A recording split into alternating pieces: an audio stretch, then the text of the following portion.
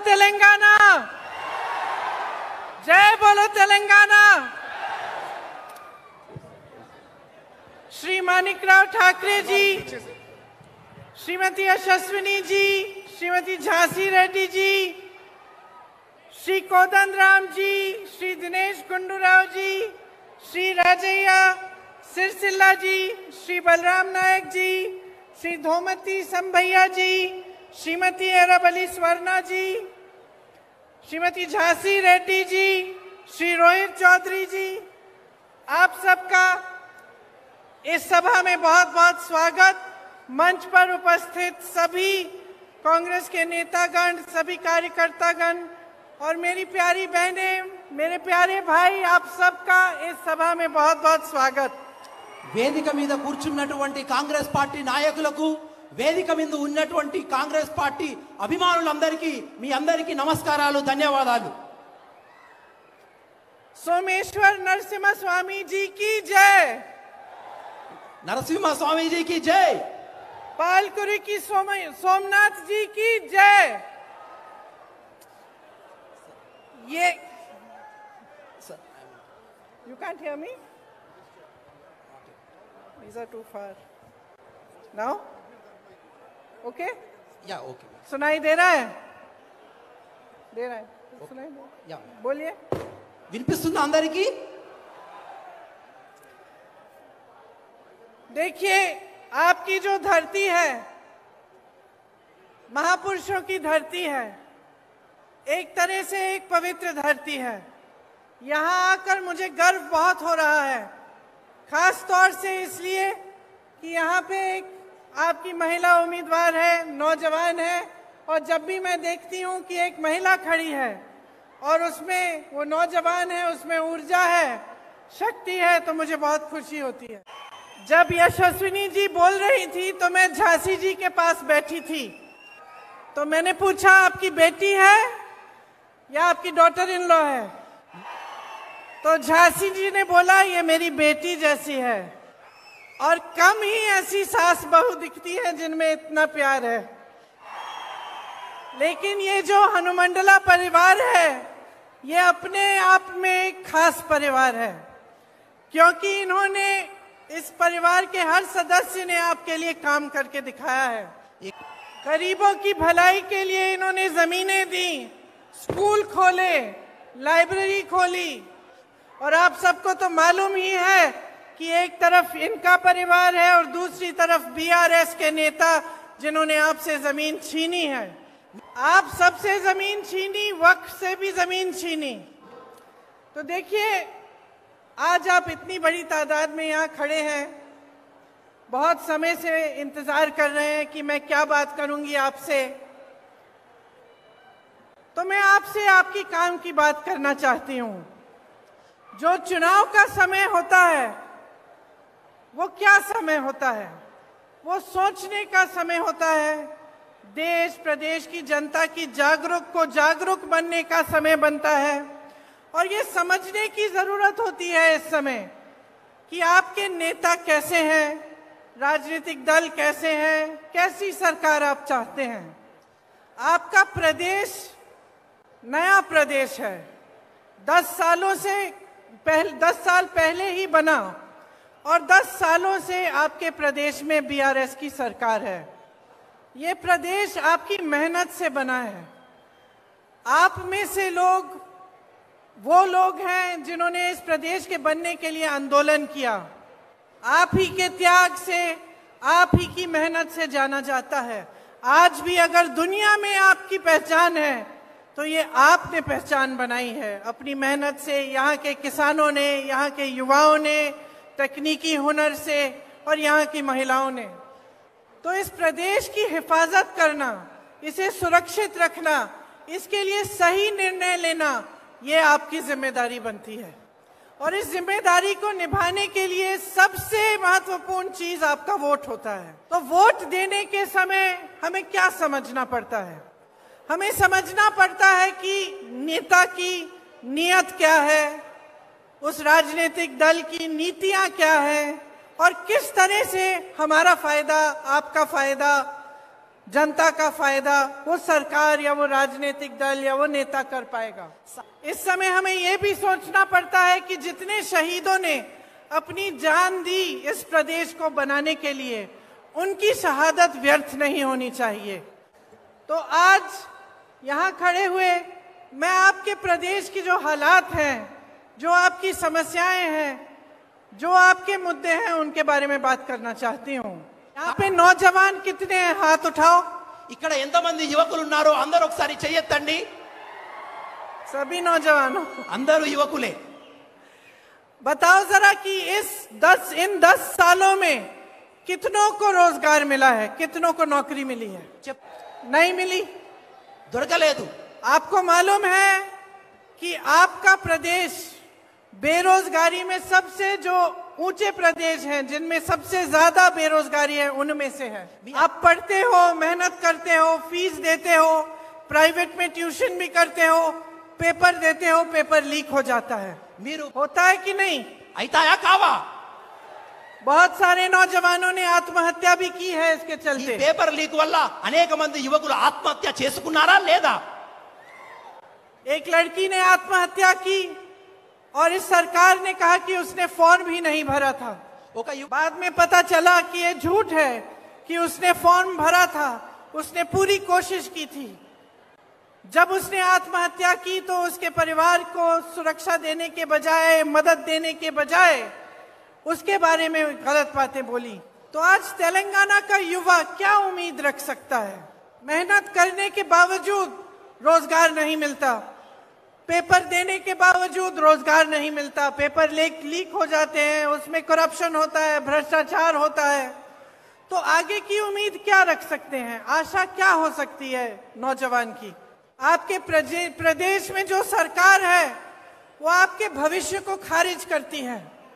उसके साथ साथ जब इस तरह के हादसे होते हैं और जब दुख की वजह से एक लड़की आत्महत्या करती है तो उसकी जिंदगी भी खारिज करने की बात करते हैं। ये देश को बनाता है। आप ही की ऊर्जा देखो, आप इधर आए हो, आप में कितनी ऊर्जा है। आप सुनना चाहते हो कि क्या कह रहे हैं हम। आपकी जो ऊर्जा है वही इस देश को बनाती है, इस देश को मजबूत करती है। कांग्रेस की जहां जहां सरकारें हैं वहां हमने रोजगार दिलवाने की पूरी कोशिश की है। राजस्थान में 2 लाख से ज्यादा रोजगार दिलवाए हैं और छत्तीसगढ़ में ग्रामीण रोजगार को बढ़ाया है। यहाँ तेलंगाना के लिए हमारी एक योजना है, एक विजन है कि किस तरह से हम तेलंगाना प्रदेश के युवाओं को मजबूत बना सकते हैं, आपको अपने पैरों पे खड़े होने की मजबूती और शक्ति दे सकते हैं। जिस तरह आपके आज पेपर लीक हो रहे हैं, उस समस्या को हल करने के लिए एक जॉब कैलेंडर निकालना चाहते हैं। 2 लाख रोजगार आपको दिलवाएंगे, जिस तरह से हमने राजस्थान में दिलवाए हैं। और जॉब कैलेंडर के तहत ये फिक्स्ड हो जाएगा कि कौन से डेट आपका एग्जाम है, कौन से डेट आपके रिजल्ट आएंगे, कौन से डेट आपकी जॉब की नोटिस आएगी। ये छात्रों को 5 लाख रुपए की मदद मिलेगी और जिले में, हर जिले में इंटरनेशनल स्तर के स्कूल बनाना चाहते हैं हम। देखो, जब आप सरकार चुनते हो तो सबसे जरूरी चीज क्या होती है? सरकार का एक विजन होना चाहिए, एक रोड मैप होना चाहिए कि आपके प्रदेश को, आपको, आपके जीवन की जो मुश्किलें, उन समस्याओं को दूर करने के लिए किस तरह से भविष्य को मजबूत करने के लिए वो सरकार काम करेगी। जैसे मेरी बहनें यहाँ पे बहुत सारी खड़ी हुई हैं, बहुत समय से इंतजार कर रही हो, बहुत समय से इंतजार कर रही हो। నా అక్క చెల్లెళ్ళు చాలా సమయం నుంచి నా గురించి వేచి చూస్తున్నారనే విషయం నాకు తెలుసు। माफी चाहती हूँ, मैं जानती हूँ घर का काम छोड़ के आई होगी। మీ అందరి मैं आपका दर्द समझती हूँ, मैं भी महिला हूँ, मैं जानती हूँ कि सब जितना भी समाज का बोझ है आप उठाती हो। आजकल देश भर में बहुत महंगाई है और उस महंगाई का सामना सबसे जो मुश्किलें हैं, सबसे ज्यादा आप उनका सामना करती हैं। घर में कोई बीमार पड़ जाता है तो घबराहट होती होगी कि किस तरह से इलाज कराएं, कैसे करें। दुकान जाती हो कुछ खरीदने के लिए तो कभी कभी खाली हाथ वापस आ जाती होगी, क्योंकि इतनी महंगाई बढ़ गई है कि मुश्किलें ही बढ़ती चली जा रही हैं। गांव गांव में इन्होंने शराब की दुकानें खोल रखी हैं, जिससे सबसे दुख आपको उठाना पड़ता है सबसे ज्यादा। आपका जीवन मुश्किलों से भरा हुआ है और मैं जानती हूं कि आप सरकार से यही चाहती हैं कि अपनी मुश्किलों का सामना करने के लिए आपकी थोड़ी मदद हो जाए, थोड़ी सहायता हो जाए। आपके प्रदेश में महिलाओं के साथ अत्याचार बहुत होता है और आपकी सुरक्षा, आपके सम्मान के लिए भी सरकार ने काफी नहीं किया। कांग्रेस पार्टी ये समझती है कि आपको कितनी मुश्किलों का सामना करना पड़ता है और आजकल केंद्र सरकार और यहाँ की मौजूदा जो प्रदेश सरकार है उनकी नीतियों की वजह से आपको महंगाई का कितना बोझ आपके कंधों पर है। इसलिए हमने तय किया है कि हर महीने आपको 2500 रुपए महिलाओं को दिए जाएंगे उनके खातों में और गैस का सिलेंडर आपको 500 रुपए में दिलवाया जाएगा। आपको मालूम है कि जब हमारी सरकार कर्नाटका में बनी कुछ महीनों पहले, तब से पूरे कर्नाटका में महिलाओं की बस की यात्रा फ्री में होती है। हमारी सरकार बनेगी तो यहाँ तेलंगाना में भी सब महिलाओं के लिए सारी बस यात्रा फ्री होंगी। मार्पु कवाली कांग्रेस रावाली, मार्पु रावाली कांग्रेस रावाली। मेरे किसान भाई, आप भी बहुत दुखों का सामना कर रहे हैं।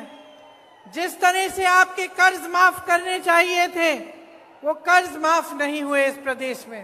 पेट्रोल महंगा हो गया है, डीजल महंगी है, जो भी खरीदना पड़ता है उस पे जीएसटी, ट्रैक्टर पे जीएसटी, हर चीज पे जीएसटी है। सब महंगाई का सामना किसान को करना पड़ रहा है। आपको फसल का सही दाम नहीं मिलता और जो जमीन की माफिया है, लैंड माफिया, वो आपकी जमीनों पे कब्जा कर रही है और खूब फैल रही है आपके प्रदेश में।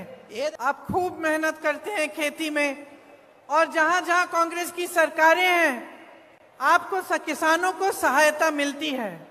जहां जहां कांग्रेस की सरकारें हैं किसानों के कर्ज माफ किए गए हैं। अगर हमारी सरकार तेलंगाना में आएगी तो हम 2 लाख रुपए तक फसल का ऋण माफ करेंगे। किसानों को हर साल 15,000 रुपए दिए जाएंगे। రైతులకు ప్రతి సంవత్సరానికి 15,000 రూపాయలు మీకు రుణ సహాయం కూడా చేయబోతున్నాము। और कृषि मजदूरों को 12,000 रुपए। आपको एमएसपी की गारंटी दी जाएगी। आज भी जहां जहां कांग्रेस की सरकार है वहां सबसे अधिक एमएसपी मिल रही है। धान पर आपको 500 रुपए प्रति क्विंटल आपको बोनस मिलेगा। मेरे साथ बोलो, मारप्पु कवाली ఇప్పుడు నాతో అనండి, రావాలి, నాతో అనండి, మార్పు రావాలి, कांग्रेस रावाली, మార్పు కావాలి, కాంగ్రెస్ రావాలి। देखिए, हर स्तर पर, चाहे महिलाओं के साथ, किसानों के साथ, युवाओं के साथ, हर स्तर पर आपके साथ अन्याय हो रहा है। जो केसीआर जी की सरकार है, जो 10 सालों के लिए यहां चल रही है, उसकी एक्सपायरी डेट हो चुकी है। आप जब दवाई खरीदने जाते हो ना, दुकान में दवाई खरीदने जाते हो, उस पे डेट लिखा होता है। कितने साल का डेट होता है? बीआरएस सरकार की डेट निकल चुकी है। అదే విధంగా ఈ బీఆర్ఎస్ ప్రభుత్వం కూడా ఆ డేట్ అయిపోయింది, ఎక్స్పైరీ డేట్ అయిపోయింది। देखो, शुरू में जब आपने इनकी सरकार चुनी तो बहुत आशा थी, बहुत उम्मीद थी इनसे। नया नया प्रदेश बना था, आप सबने आंदोलन किया था, एक सपना देखा था तेलंगाना के लिए और वो सपना यही था कि युवाओं को रोजगार मिले, आपको अपनी शक्ति अपने हाथों में मिले, आपकी जो संपत्ति है वो आपके लिए काम करे। तो आपने बहुत आशा के साथ इनको चुना और इनकी सरकार बनाई। दोनों साथ में आपके लिए काम करेंगी, दोनों आपको ये दिखाएंगी कि सच्चा नेता कैसा होता है और आपको नहीं भूलेंगी, आपके लिए दिन रात काम करेंगी। నిజమైన నేతలు ఎలా ఉంటారో ఈ ఇద్దరు కలిసి మీకోసం పనిచేస్తారు, మీ పురోగతి కోసం పనిచేస్తారు। కారణం మీరు ఆశీర్వదించండి। आपने बड़े ध्यान से मेरी बातों को सुना, इसके लिए आपको बहुत बहुत धन्यवाद। जय हिंद।